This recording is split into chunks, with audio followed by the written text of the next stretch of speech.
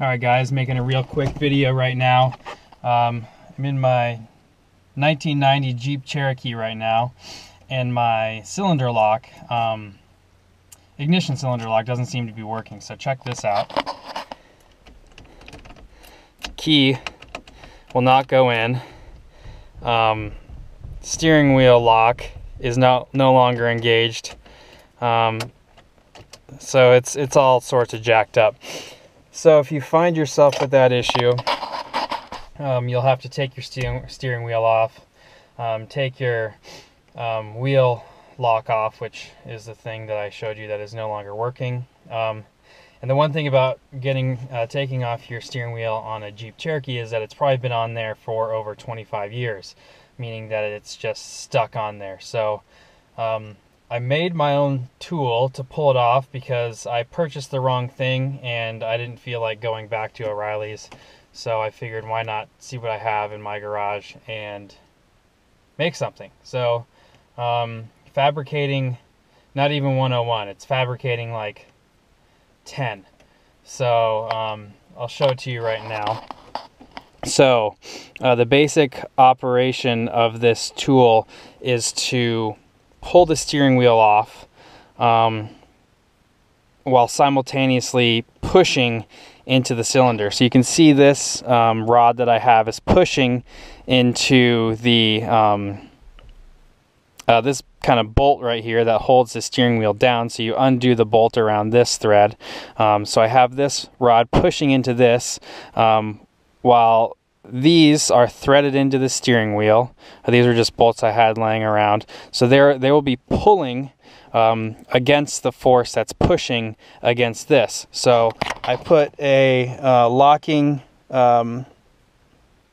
locking washer there, a nut right there, and I'll show you as I turn this mechanism, it pulls the steering wheel off. So you'll see the steering wheel's coming off, and no, I could not pull it. Yes, I should be strong enough to pull it, but here we go, just like that. So there's the tool. Just fabricated it, and it took me about 20 minutes. Just some plywood, some bolts I had laying around, and just a little understanding of what you need to get done, and then the practical application of really shitty fabrication into solving your problem. So there we go, steering wheel off, and on to the next part of the project. Alright, next step. So this, I need to push this plate back. So you can see that little C-clip in there. It's pretty hard to notice, but it's right here. And essentially, this tool screws on to that bolt that I showed you earlier on the steering column. And you can see that when I twist this, it pushes this entire mechanism forward, exposing that C-clip. So now that I've got it screwed all the way down, I'm going to take that C-clip off and on to the next step. So there's the tool. Didn't build this one myself, got that one at O'Reilly's. Alright, so got the backing plate off. Pulled this off, pulled the backing plate off, got the clip. So here we go. Keep it all together. Thing is, so this is the mechanism for the turn signals and wiper and everything like that. So I'm going to take this off and getting one step closer to the ignition cylinder. So unscrew that right there, unscrew that right there, that down in there, and should be good to take this thing out and see if she'll start up. Last tip. Okay, so if you have the GM style ignition cylinder lock on a Jeep Cherokee, what you'll want to do is, this thing will be locked in, you can't take it out, but if you look at this right here, if you just follow that down, there's a space to put a flathead screwdriver in there, and you just have to push down on that.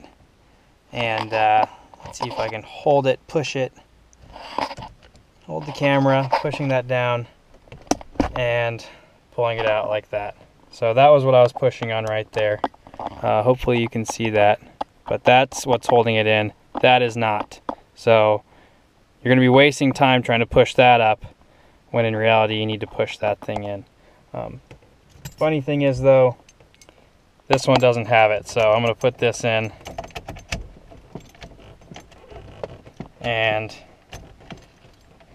well, it's not going in, so time to troubleshoot. Alright guys, took about 10 seconds of troubleshooting. You can see here there's a piece inside the cylinder right here. You can see where my screwdriver is pointing. You can also see it back in there. That fits in this part, and when I put it in, it wasn't aligned, but basically all I did was stick a screwdriver in there, kind of move it around. Now it's aligned. So Jeep starts. Was a cylinder lock issue. Most likely you'll have that same issue. So if your Jeep doesn't start, or the key, not that it doesn't start, there's a lot of reasons why a Jeep wouldn't start, but if your key doesn't work, or if you can turn the ignition without the key, that is a sign that you need to replace it. Because I drove without my key for a while thinking it was fine, okay, whatever, it's broken, it can't get any more broken, but it got more broken. So now it starts. It's been sitting for a while, so now it's making more noises. So I want to sell this, so we'll see. I'll fix it, sell it up, and put that into the X2000. So there you go. That's taking it apart. Now put it back together the same way you took it apart. If you need help with that, you probably shouldn't be taking it apart. All right, so check your work as you're going. Make sure that you've done it right. I put this mechanism back in. Jeep starts up. That's all good there. Oops. Left turn signal. Right turn signal. High beams. Windshield wipers. Everything works. So you're good to go. You can keep moving forward. And the next step is to put the wheel backing plate on, and then the wheel over that, bolt it down, and you'll be ready to go. So hopefully you'll see the next step soon enough. Alright, so you can see there's grooves in here, and then there are teeth in here, and you just need to align those grooves with the teeth.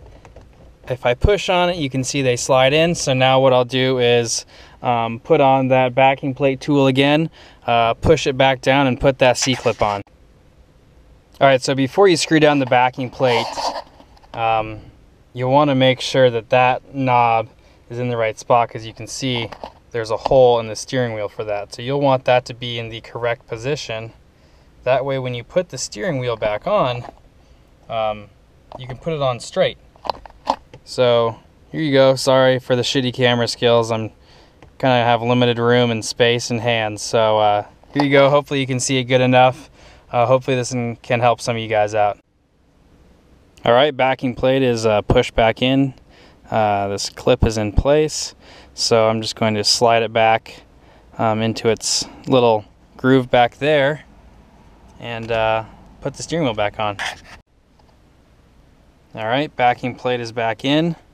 You can see the clip is back in its groove, holding everything in place. And then all I'm going to do is put the steering wheel back on and slide the nut down onto it and tighten it down.